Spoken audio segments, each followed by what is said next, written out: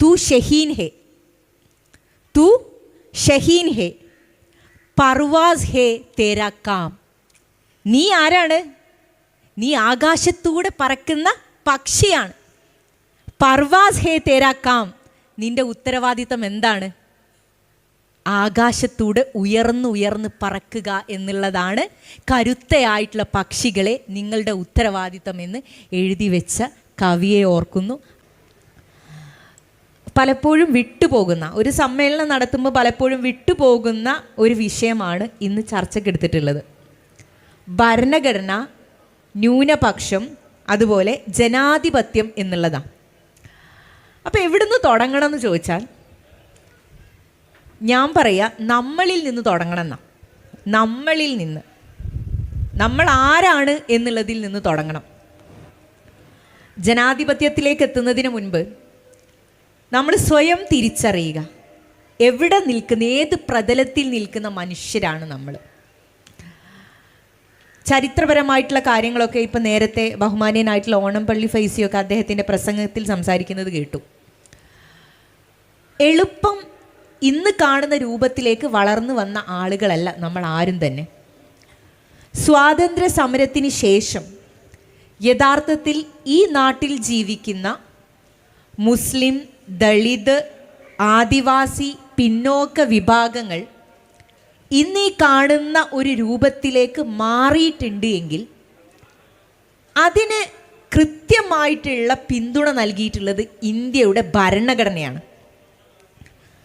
Doctor BR അംബേദ്കറിൻ്റെ നേതൃത്വത്തിൽ ഒരു ഭരണഘടന രൂപീകൃതമാകുമ്പോൾ അംബേദ്കർ എന്ന് പറഞ്ഞ ദളിതനായിട്ടുള്ള മനുഷ്യൻ അദ്ദേഹത്തിൻ്റെ അനുഭവങ്ങളും അദ്ദേഹം മറ്റുള്ള സ്ഥലങ്ങളിൽ പോയി പഠിച്ചതും ബിരുദങ്ങൾ നേടിയതും ഒക്കെ കൂട്ടിച്ചേർത്തുകൊണ്ട് ഈ നാട്ടിലെ അടിസ്ഥാന വിഭാഗത്തിൽപ്പെട്ട മനുഷ്യർക്ക്, ന്യൂനപക്ഷ വിഭാഗത്തിൽപ്പെട്ട മനുഷ്യർക്ക് അസ്തിത്വം വേണമെങ്കിൽ, നിലനിൽപ്പ് വേണമെങ്കിൽ അതിൽ കൃത്യമായിട്ട് ഭരണഘടനയുടെ പിന്തുണയുണ്ടാവണം എന്ന് വിശ്വസിച്ചിരുന്നു. ആ പിന്തുണയാണ് യഥാർത്ഥത്തിൽ ഇന്നും നമ്മളൊക്കെ അനുഭവിച്ചുകൊണ്ടിരിക്കുന്നത്. നിങ്ങൾക്കറിയാലോ, മൗലിക അവകാശങ്ങൾ എന്ന് പറഞ്ഞുകൊണ്ട് ഇന്ത്യൻ ഭരണഘടനയിൽ ഒരാൾക്കും നിഷേധിക്കാൻ പറ്റാത്ത അവകാശങ്ങൾ, irrespective of your caste, race, നിങ്ങളുടെ സെക്സ്, നിങ്ങളുടെ ചിന്തകൾ, ഇതിനെല്ലാം അതീതമായിട്ട് എല്ലാ മനുഷ്യരെയും തുല്യമായി കാണുന്ന എല്ലാവർക്കുമുള്ള അവകാശങ്ങൾ, അത് നിങ്ങൾ ഉന്നത നിലയിൽ നിൽക്കുന്ന ആളാണ് എങ്കിലും ഏറ്റവും താഴ്ന്ന നിലയിൽ നിൽക്കുന്ന ആളുകളാണ് എങ്കിലും സ്റ്റേറ്റിന്, ഗവൺമെൻറ്റിന് നിഷേധിക്കാൻ പറ്റില്ല എന്നുള്ളത് ഭരണകൂടം കൃത്യമായി പറഞ്ഞു വെക്കുന്നുണ്ട്. അതിനേക്കാൾ മനോഹരമായിട്ടുള്ളത് ഇന്ത്യൻ ഭരണഘടനയുടെ ആമുഖമാണ്. ആ ആമുഖത്തിൽ പറയുന്നത്, we the people of India having solemnly resolve to constitute India എന്നാണ് തുടങ്ങുന്നത്. അതായത് ആരെ ഇവിടുത്തെ നമ്മളെന്ന് പറയുമ്പം ഹിന്ദുവും മുസൽമാനും ക്രൈസ്തവനും ദളിതനും ഒക്കെ ഉൾപ്പെടുന്ന, ബ്രാഹ്മണനും ഒക്കെ ഉൾപ്പെടുന്ന മനുഷ്യർ, ഈ രാജ്യത്ത് ജീവിക്കുന്ന എല്ലാ മനുഷ്യരും ഈ വിയിൽ ഉൾപ്പെടുന്നുണ്ട്, നമ്മൾ എന്ന് പറയുന്ന വാക്കിൽ ഉൾപ്പെടുന്നുണ്ട്. അപ്പം ആ ഒരു ഭരണഘടനയുടെ പ്രത്യേകത എന്ന് പറയുന്നത് എല്ലാവരെയും ഉൾക്കൊള്ളാൻ പറ്റുന്ന ഒരു പ്ലൂറലിസ്റ്റ് ആയിട്ടുള്ള വ്യത്യസ്ത വൈജാത്യങ്ങളുള്ള ഒരു രാജ്യത്തിനെ കൂട്ടിപ്പിടിക്കാൻ അല്ലെങ്കിൽ അതിനെ മുന്നോട്ട് കൊണ്ടുപോകാനുള്ള എഞ്ചിനാണ് യഥാർത്ഥത്തിൽ ഇന്ത്യയുടെ ഭരണഘടന. ഇനി ആ ഭരണഘടന ഉണ്ടാക്കുന്നതിൽ നിങ്ങൾ ഒരുപാട് കേട്ട കഥയായിരിക്കും. എങ്ങനെയാണ് ഡോക്ടർ BR അംബേദ്കർ ഭരണഘടനാ അസംബ്ലിയുടെ ചെയർമാനായിട്ട് മാറിയത് എന്ന്, ആരാണ് അദ്ദേഹത്തിന് അത്തരത്തിലൊരു അവസരം കൊടുത്തത് എന്ന് നോക്കിയാൽ ചരിത്രത്തിൽ ലീഗിൻ്റെ ഇടപെടൽ നിങ്ങൾക്ക് കാണാൻ പറ്റും. ലീഗ് ഇത്തരത്തിലൊരു ഡ്രാഫ്റ്റിംഗ് കമ്മിറ്റി ഉണ്ടാക്കിയതല്ല, പക്ഷേ ആ ഡ്രാഫ്റ്റിംഗ് കമ്മിറ്റിയിലുള്ള പല ആളുകളും അപ്രത്യക്ഷമായപ്പം അതിൽ മരണപ്പെട്ടു പോയവരുണ്ട്, രോഗം കൊണ്ട് അതിലേക്ക് ഇൻവോൾവ് ആവാത്ത ആൾക്കാരുണ്ട്.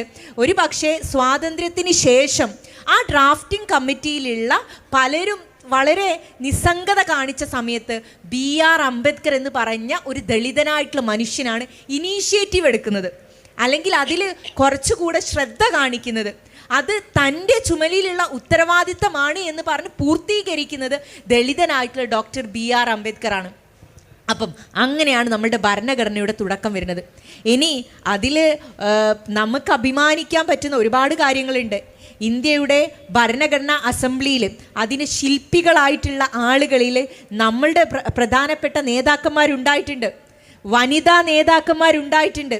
ഖായിദെ മില്ലത്ത് മുഹമ്മദ് ഇസ്മായിൽ സാഹിബിനെ പോലെയുള്ള പ്രഗത്ഭർ അന്നത്തെ ഭരണഘടനാ നിർമ്മാണ സഭയിൽ ഇരുന്നു എന്നുള്ള ചരിത്രം ഇപ്പോഴും നമുക്ക് ഏറെ ഹർഷാരവത്തോടെ പറയാൻ പറ്റുന്ന ചരിത്രമാണ്. അതുപോലെ സ്ത്രീകൾ, ബീഗം ഐസാസ് റസൂൽ എന്ന് പറയുന്ന ഒരു സ്ത്രീ, അവർ ഇന്ത്യയുടെ ഭരണഘടനാ നിർമ്മാണ സഭയിൽ തട്ടമിട്ടിരുന്ന അല്ലെങ്കിൽ ഒരു മുസ്ലിം നാമധാരിയായിട്ടുള്ള ഒരു വ്യക്തിയാണ്. അവരെ പാർലമെൻറ്റിൽ അന്നത്തെ ആ കമ്മിറ്റിയിലേക്ക് കൊണ്ടുവരുന്നത് അക്കാലത്തെ മുസ്ലിം ലീഗാണ്.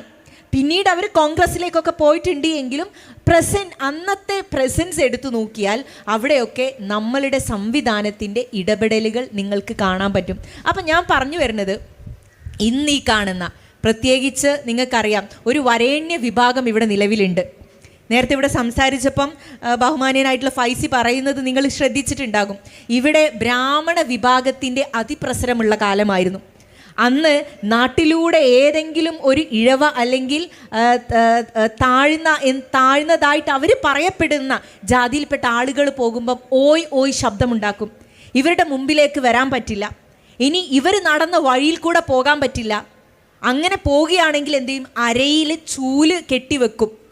ആ ചൂല് കെട്ടിവെച്ചിട്ട് ഈ പോണ വഴികൾ ഇങ്ങനെ വൃത്തിയാക്കി പോകുന്ന ഒരു കാലമുണ്ടായിരുന്നു.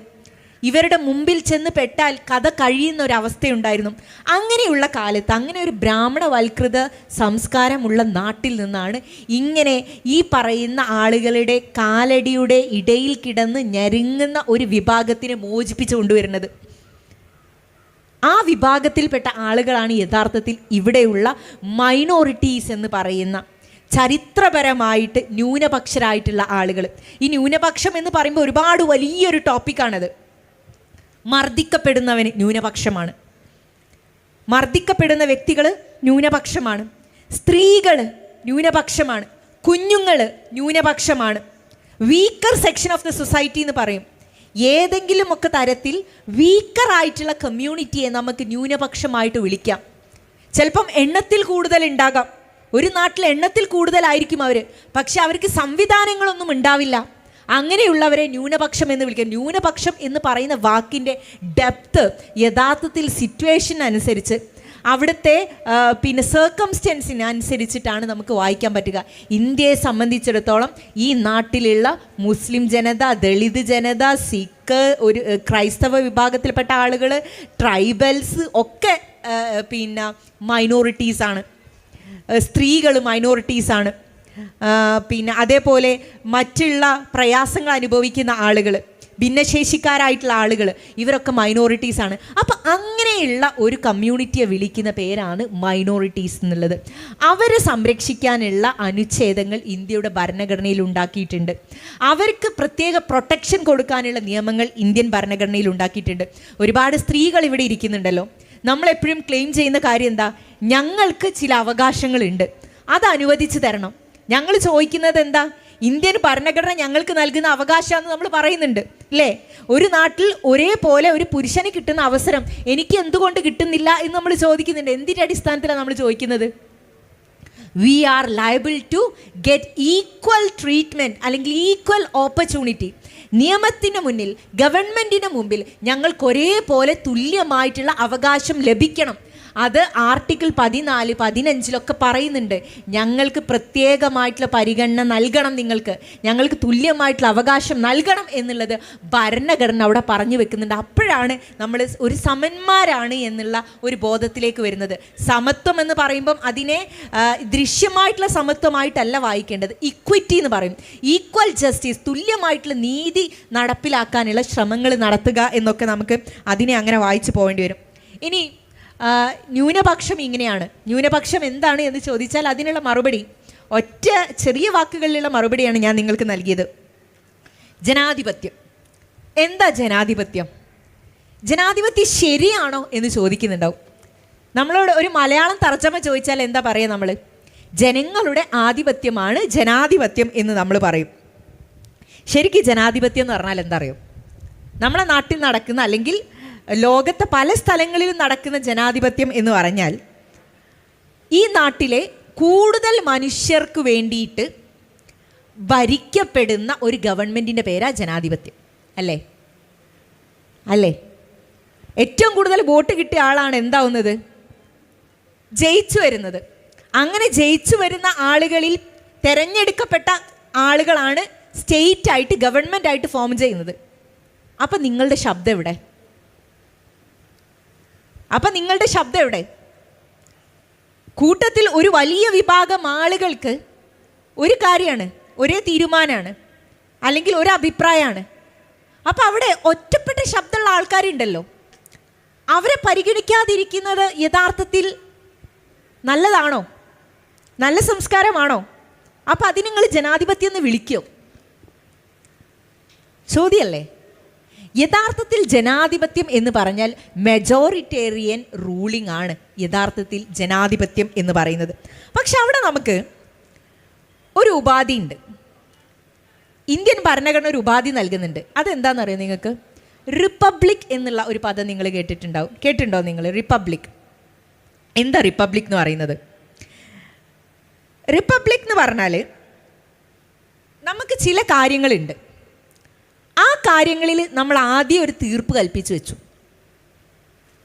ഫോർ എക്സാമ്പിൾ, നമുക്കൊരു ഭരണഘടന ഉണ്ട് അല്ലേ? ഒരു നല്ല ലോകത്തെ ഏറ്റവും വലിയ എഴുതപ്പെട്ട ഭരണഘടനയാണ് ഇന്ത്യയുടേത്. ആ ഭരണഘടന അവിടെയുണ്ട്.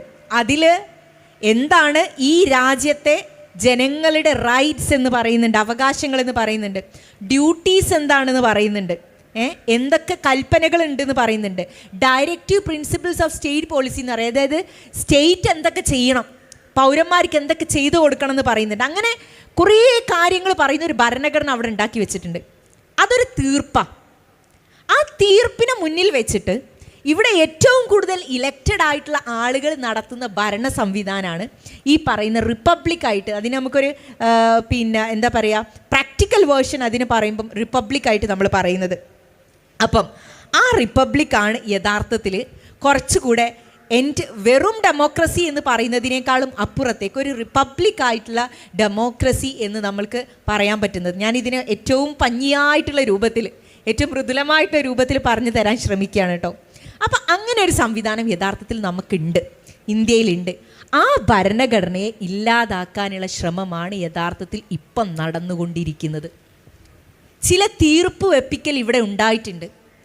നമ്മൾക്ക് എപ്പോഴും പറയാൻ പറ്റുന്നത് എന്താ? ഞങ്ങളിവിടെ അവകാശങ്ങൾ ചോദിക്കും. നിങ്ങൾ എവിടെയെന്ന് ചോദിക്കുന്നുണ്ട് അല്ലേ? നിങ്ങളെവിടെ കാണിച്ചു തരുമെന്ന് ചോദിക്കും.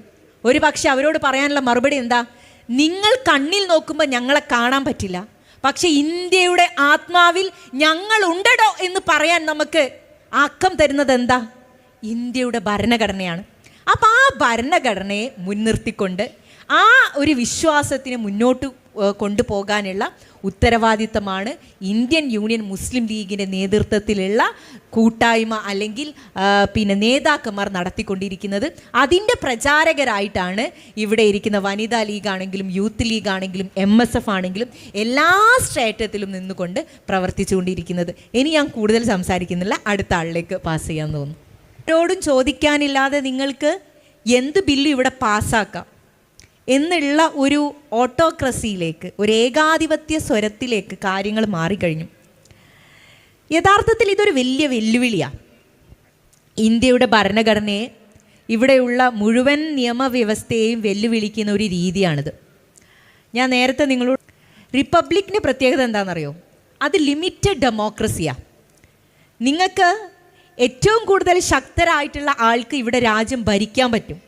പക്ഷെ അങ്ങനെ ഭരിക്കുമ്പോൾ എന്ത് ചെയ്യും? ലിമിറ്റ് ചെയ്യപ്പെടുകയാണ്. നിങ്ങൾക്ക് എന്തും ചെയ്യാൻ പറ്റില്ല.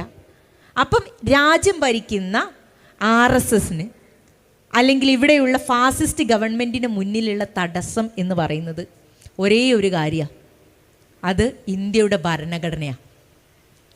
ആ ഭരണഘടനയെ ഇല്ലാതാക്കുക എന്നുള്ളതാണ്. അതിനെക്കുറിച്ച് ആലോചിക്കുക, അതിന് ഏതൊക്കെ തരത്തിൽ നിയമങ്ങൾ കൊണ്ടുവരാൻ പറ്റും, അട്ടിമറികൾ ചെയ്യാൻ പറ്റും, അല്ലെങ്കിൽ ഇതിനെ ചോദ്യം ചെയ്യുന്ന ആളുകളെ മിണ്ടാതാക്കാൻ പറ്റും, അവരെ ഉന്മൂലനം ചെയ്യാൻ പറ്റും എന്നുള്ളതിനെക്കുറിച്ച് ഇവരിങ്ങനെ ആലോചിച്ചു കൊണ്ടേയിരിക്കുന്നുണ്ട്. ഇപ്പം നിങ്ങൾ നോക്കൂ, നമ്മളൊക്കെ ഏറെ പവിത്രമായി കണ്ടിരുന്ന, നമ്മളൊക്കെ പോളിംഗ് ബൂത്തിൽ പോയി വോട്ട് ചെയ്യുക എന്ന് പറയുമ്പം ജനാധിപത്യ അവകാശം നമ്മൾ പൂർത്തീകരിക്കുന്നു എന്നുള്ള ഒരു സന്തോഷത്തോടു കൂടിയാണ് തിരിച്ചു വരുന്നത്.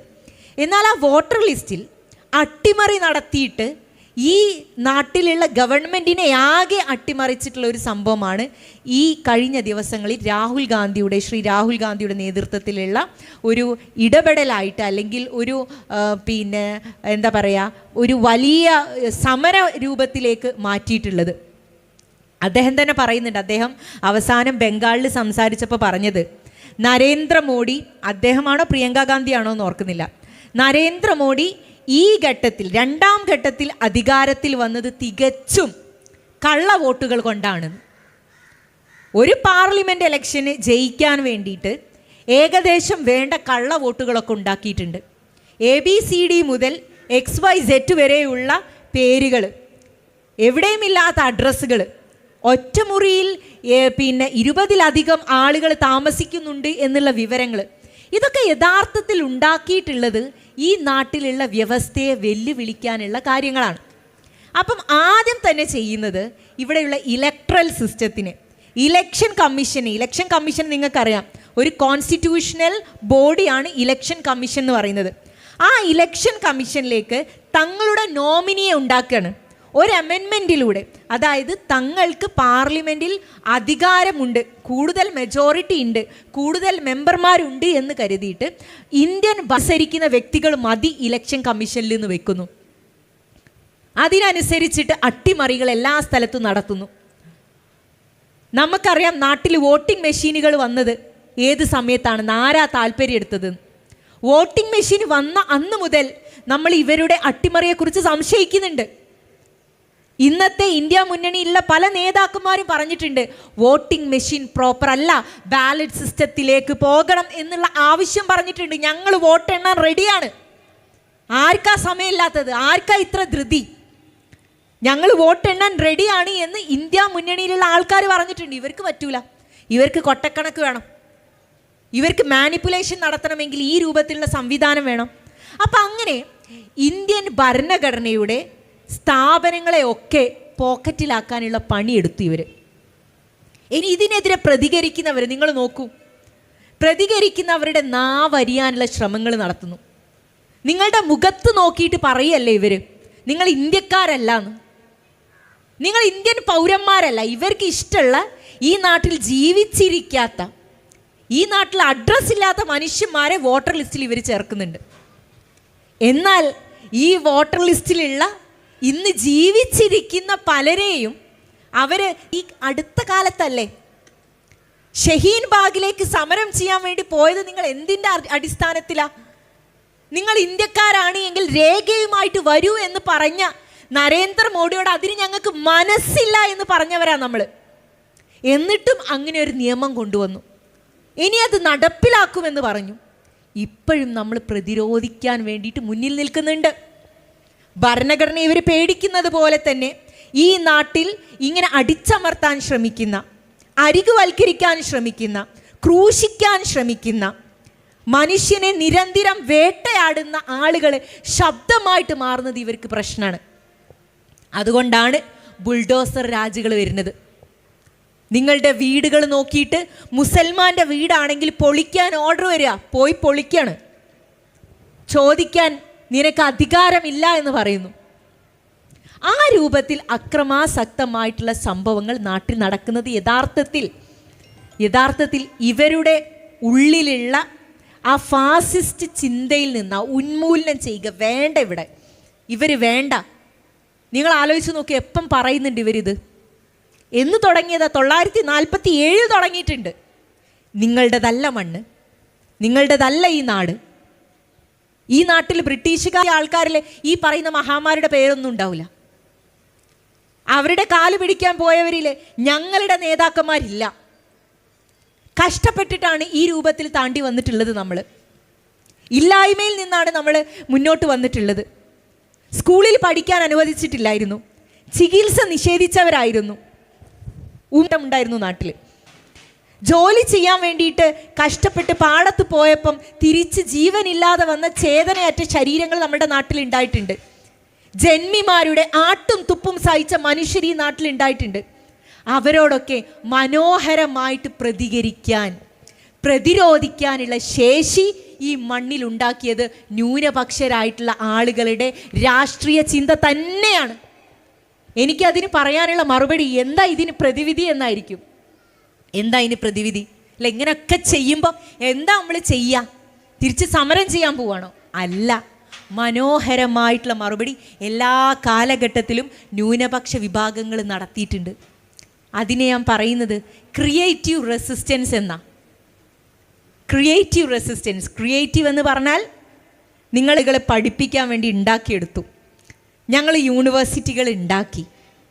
അവിടെ ഇന്ന് പ്രധാന അധ്യാപകന്മാരും VC-മാരുമായിട്ട് ഇരിക്കാൻ പറ്റുന്ന ശേഷിയുള്ള ആളുകളെ ഞങ്ങളെ കൂട്ടത്തു നിന്നുണ്ടാക്കി.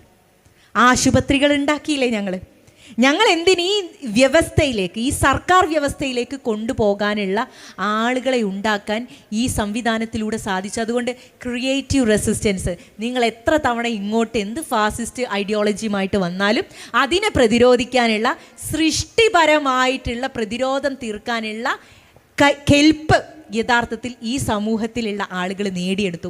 അതിന് നമ്മളൊക്കെ നെഞ്ചിലേറ്റുന്ന ഈ പാർട്ടി പ്രധാനപ്പെട്ട ഒരു ഘടകമായി എന്ന് തന്നെയാണ് വിശ്വസിക്കുന്നത്. ചരിത്രം അതാണ് നമുക്ക് പറഞ്ഞു തരുന്നത്. നിങ്ങൾ ശ്രദ്ധിച്ചിട്ടുണ്ടാവും, എവിടൊക്കെ സ്ത്രീകളെ കണ്ടിട്ടില്ലെങ്കിലും അപ്പം വിളിക്കുക ലീഗിനെയാണ്. ഫോൺ നമ്പർ കയ്യിലുള്ളതുകൊണ്ട് നമ്മളൊക്കെ വിളിക്കും. നിങ്ങൾ സ്ത്രീ പ്രാതിനിധ്യത്തിൽ വളരെ പിന്നിലാണ്, നിങ്ങൾ പിന്തിരിപ്പന്മാരാണ്, പുരുഷാധിപത്യ സംഘടനയാണ് എന്നൊക്കെ നിരന്തരമായിട്ട് വിളിക്കുകയും പറയുകയും ചെയ്യുന്നത് നമ്മൾ കേട്ടിട്ടുണ്ട്. 2012 സെപ്റ്റംബർ 11 ഹരിത എന്ന് പറഞ്ഞൊരു സംഘടന ഉണ്ടാവുന്നത്. ഹരിതയുടെ രൂപീകരണത്തിന് ശേഷം കാലിക്കറ്റ് യൂണിവേഴ്സിറ്റിയുടെ യൂണിയനിൽ MSF വിജയിക്കുന്നുണ്ട്. സെനറ്റിലേക്ക് പെൺകുട്ടികൾ വിജയിച്ച് കയറുന്നുണ്ട്. എന്തിനിപ്പം കാലിക്കറ്റ് യൂണിവേഴ്സിറ്റിയുടെ അമരത്ത് ഷിഫാന എന്ന് പറയുന്ന ഒരു പെൺകുട്ടിയായിരിക്കുന്നത്. ചരിത്രപരമായിട്ടുള്ള ഒരു അടയാളപ്പെടുത്തലാണത്. ഇനി ഈ ഹരിത കേരളത്തിലെ MSF ഉള്ള എല്ലാ സ്ഥലങ്ങളിലും ഉണ്ട്. എന്തിനാ ഹരിത എന്നൊക്കെ പലരും ചോദിക്കുന്നുണ്ട്. പെൺകുട്ടികൾക്ക് മാത്രമായിട്ട് ഇരിക്കാനുള്ള ഇടം, പരസ്പരം കമ്മ്യൂണിക്കേറ്റ് ചെയ്യാനുള്ള അവകാശം, അത് MSFന് ചെയ്തുകൂടാന്ന് ചോദിച്ചാൽ ചെയ്യാൻ പറ്റും. പക്ഷെ അതിനപ്പുറത്തേക്ക് ഒന്നുകൂടെ ഒരു സ്വതന്ത്ര ചിന്തയോട് കൂടിയിട്ട് ഇടപെടാൻ, പ്രശ്നങ്ങളെക്കുറിച്ച് സംസാരിക്കാനൊക്കെയുള്ള, അല്ലെങ്കിൽ അതിനകത്ത് നിന്നുകൊണ്ട് ക്രിയേറ്റീവായിട്ടുള്ള കാര്യങ്ങളെ കൂട്ടിച്ചേർക്കാൻ, MSFലേക്ക് കൂട്ടിച്ചേർക്കാനൊക്കെയുള്ള ഇടപെടൽ ഹരിത നടത്തുന്നുണ്ട്. ഇന്ന് ഹരിതയ്ക്ക് പകരമായിട്ട് കേരളത്തിലെ ക്യാമ്പസുകളിൽ ഏത് സംഘടനയാണ് ഉള്ളത് എന്നൊന്ന് പരിശോധിച്ച് നോക്കണം. പകരം വെക്കാൻ മറ്റൊരു സംഘടന ഇല്ല എന്ന് തന്നെയാണ് എൻ്റെ അറിവ്, എൻ്റെ പഠനം, എൻ്റെ ബോധ്യം. ഇനി അത് കഴിഞ്ഞ് നിങ്ങൾ നോക്കൂ, വനിതാ ലീഗ് ഏറ്റവും ആക്റ്റീവായിട്ട് മുസ്ലിം ലീഗിൻ്റെ കീഴിൽ നിന്നുകൊണ്ട് പല തരത്തിലുള്ള പരിപാടികളിൽ ലീഗിനെ സഹായിച്ചും അല്ലാതെ ഒറ്റയ്ക്കും ഒക്കെ പല പരിപാടികളും വനിതാ ലീഗിൻ്റെ നേതൃത്വത്തിൽ നടത്തി വരുന്നുണ്ട്. ഇനി ഇതൊന്നുമല്ല ഹിസ്റ്ററി. ഇപ്പം ലീഗിൻ്റെ ദേശീയ കമ്മിറ്റിയിൽ 2 സെക്രട്ടറിമാരായിട്ട് 2 വനിതകൾ വന്നു എന്നുള്ളത് ചരിത്രപരമായിട്ടുള്ള കാര്യമാണ്. CPM കഴിഞ്ഞ ദിവസം ഡൽഹിയിൽ സമ്മേളനം നടത്തിയല്ലോ. അവരുടെ സെക്രട്ടേറിയറ്റിലേക്ക് എത്ര സ്ത്രീകൾ എടുക്കാൻ പറ്റി? ആ പാവം ശ്രീമതി ടീച്ചറെ പോലും ഒരു പരിഗണിച്ചിട്ടില്ല. പോയി കുറേ അവിടെ നിന്നിരുന്നു, പരിഗണിച്ചിട്ടില്ല എന്നുള്ളതല്ലേ വസ്തുത. അപ്പം ഇങ്ങനെ പരിഗണനയുടെ കാര്യം വരുമ്പോൾ വേഗം വിളിക്കുക ലീഗിനെയാണ്. CPMൽ പോയി നോക്കിയാൽ കാണാൻ പറ്റില്ല നിങ്ങൾക്ക്. അവരുടെ പല പരിപാടികളിലും ഈ സാന്നിധ്യമില്ല. നമ്മൾ പറഞ്ഞ് പഠിപ്പിക്കാനും അടിച്ച് നന്നാക്കാനുള്ള ശ്രമങ്ങളാണ് ഇവർ നടത്തിക്കൊണ്ടിരിക്കുന്നത്. ഇനി യൂത്ത് ലീഗിൻ്റെ കാര്യം പറയാം. യൂത്ത് ലീഗിൻ്റെ മെമ്പർഷിപ്പ് കാലമാണ് ഇപ്പം നടന്നുകൊണ്ടിരിക്കുന്നത്. അതിൻ്റെ പഞ്ചായത്ത് സമ്മേളനത്തിലാണ് നമ്മൾ ഇരിക്കുന്നത്. യൂത്ത് ലീഗിൻ്റെ സംസ്ഥാന കമ്മിറ്റി പ്രഖ്യാപിച്ചിട്ടുള്ളത്, നിങ്ങൾ മെമ്പർഷിപ്പ് കൊടുക്കുമ്പോൾ വനിതകൾക്ക് മെമ്പർഷിപ്പ് കൊടുക്കണം. മാത്രമല്ല നിങ്ങൾ ഉണ്ടാക്കുന്ന കമ്മിറ്റിയിൽ 20% പെൺകുട്ടികളെ നിങ്ങൾ ഉൾപ്പെടുത്തണമെന്നുള്ള ചരിത്രപരമായിട്ടുള്ള തീരുമാനമെടുത്തത് യൂത്ത് ലീഗിൻ്റെ സംസ്ഥാന കമ്മിറ്റിയാണ്. DYFIക്കാർക്ക് പോലും ആ ഒരു ധൈര്യം ഈ നാട്ടിലില്ല. ഞങ്ങൾ സ്ത്രീ രാഷ്ട്രീയം പറയുന്നു എന്നും സ്ത്രീകൾക്ക് വേണ്ടിയിട്ടാണ് ഞങ്ങൾ ഇത്രയും ഘോരമായിട്ട് വാദിക്കുന്നത് എന്ന് പറയുന്ന സംഘടനകളൊന്നും അങ്ങനെ ഒരു തീരുമാനം എടുത്തിട്ടില്ല. അപ്പം ഇനി വരാനിരിക്കുന്ന കമ്മിറ്റികളിൽ 20% സ്ത്രീകൾക്ക് റിസർവേഷൻ കൊടുത്തിരിക്കുകയാണ്. സ്ത്രീകളെ മുന്നോട്ട് കൊണ്ടുവരാൻ അവരെ കൂടി ചേർത്ത് നിർത്തിയാലേ മുന്നോട്ടുള്ള രാഷ്ട്രീയം നടക്കാൻ പ്രായോഗികമായിട്ട് നടത്താൻ സാധിക്കുകയുള്ളൂ എന്നുള്ള തിരിച്ചറിവിൽ നിന്നാണ് ഇതൊക്കെ വരുന്നത്. ഇനി ഇലക്ട്രൽ പൊളിറ്റിക്സിലേക്ക് വരാം. ഇതൊക്കെ പറഞ്ഞു പോകുമ്പോൾ ആൾക്കാർ തിരിച്ചിങ്ങോട്ട് ചോദിക്കല്ലോ, ഓ നിങ്ങൾ അവിടെ സീറ്റ് കൊടുത്തില്ലേ, അവിടെ കസേര ഇട്ട് കൊടുത്തില്ലേ, ഇവിടെ ബെഞ്ച് ഇട്ട് കൊടുത്തില്ലേ എന്നല്ലേ ചോദിക്കുക. അല്ല, ഇവിടെ പുല്ലാണി ഇവരെ ഇരിക്കുന്നുണ്ട്. ഇവർ സ്റ്റാൻഡിംഗ് കമ്മിറ്റി ചെയർപേഴ്സണാണ്.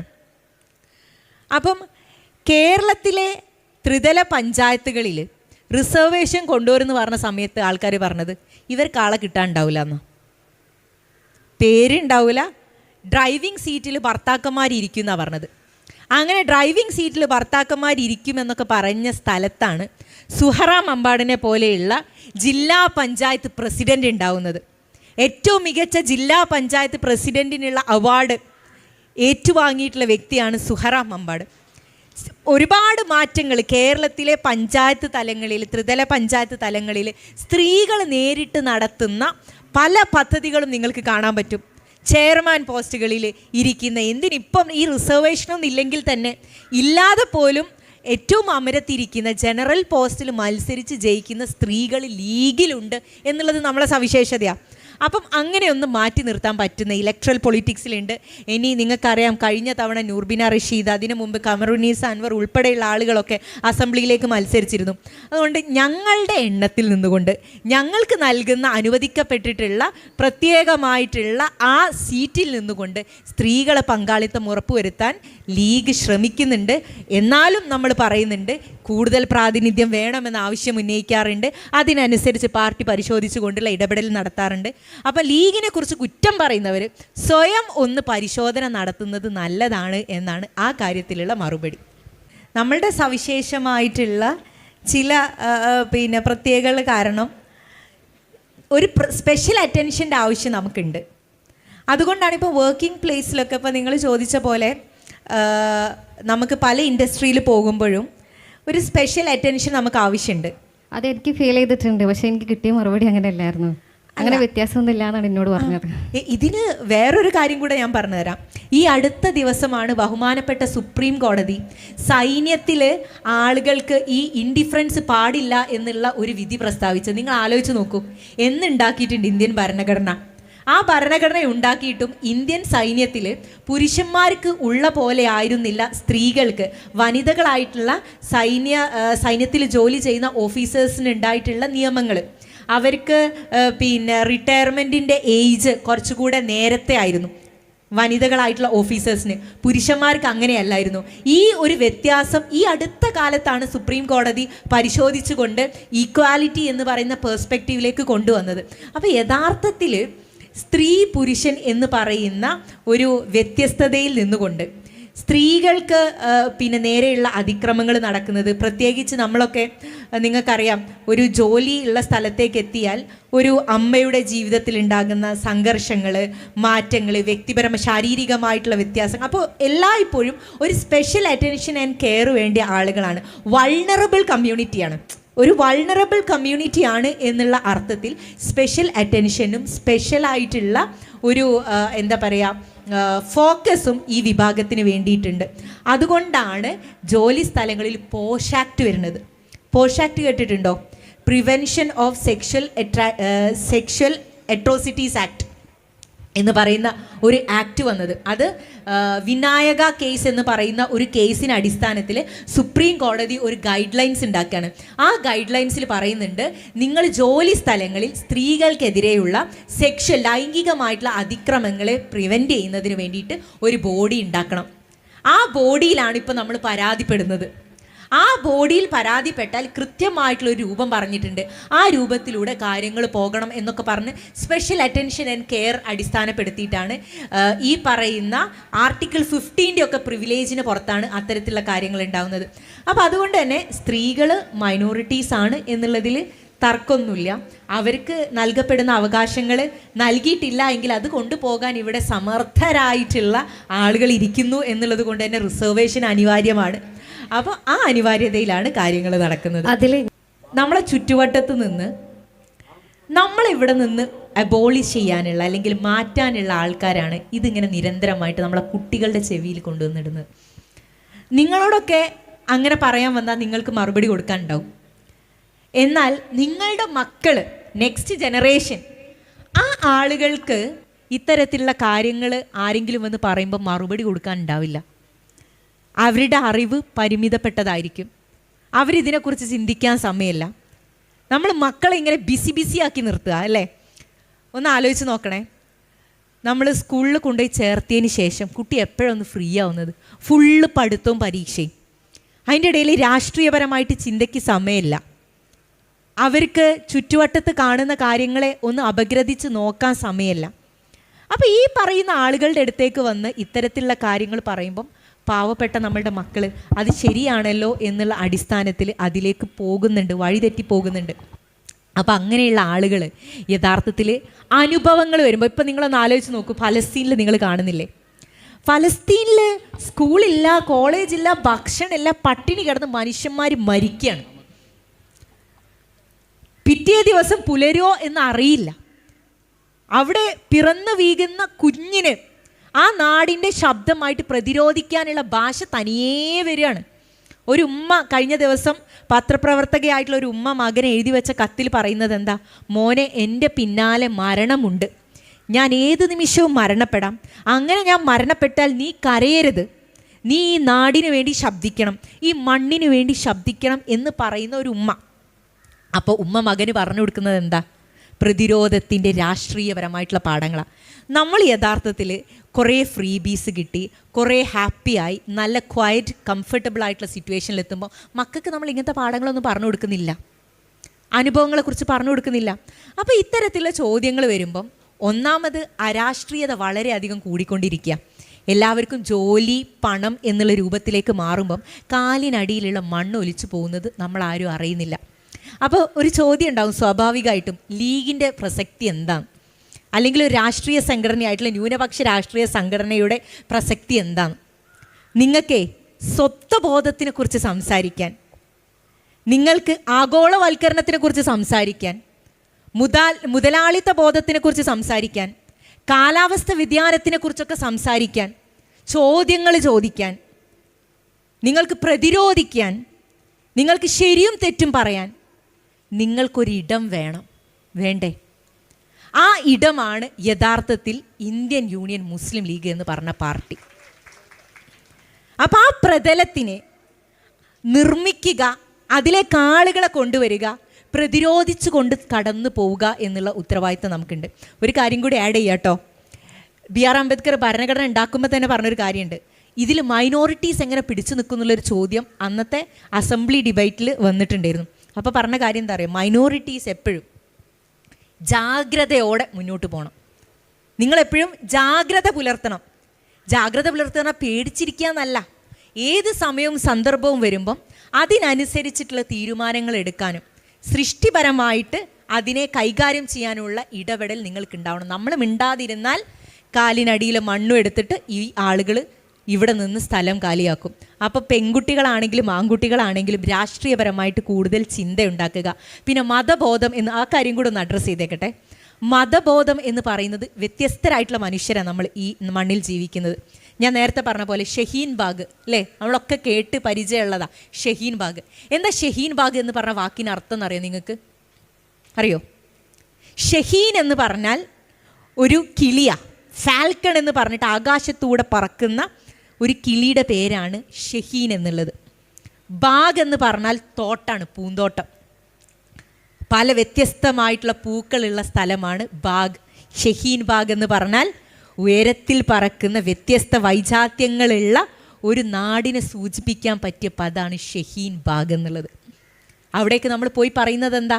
ഒറ്റയ്ക്ക് നിങ്ങൾ ഒരു രൂപത്തിലേക്കാക്കല്ല, വൈവിധ്യങ്ങൾ നിറഞ്ഞ ഈ നാട്ടിൽ ഞങ്ങൾക്ക് ഇവിടെ ജീവിക്കണം എന്നുള്ളത് ഞങ്ങളുടെ ആഗ്രഹമാണ്. അതിനു വേണ്ടിയിട്ടാണ് ഞങ്ങൾ പൊരുതുന്നത് എന്നാണ് പറഞ്ഞു വെക്കുന്നത്. അപ്പം അവസാനിപ്പിക്കുകയാണ്. അല്ലാമ ഇക്ബാലിൻ്റെ ഒരു 2 വരി കവിതാശകലം മാത്രം നിങ്ങളെ ഏൽപ്പിക്കുകയാണ്.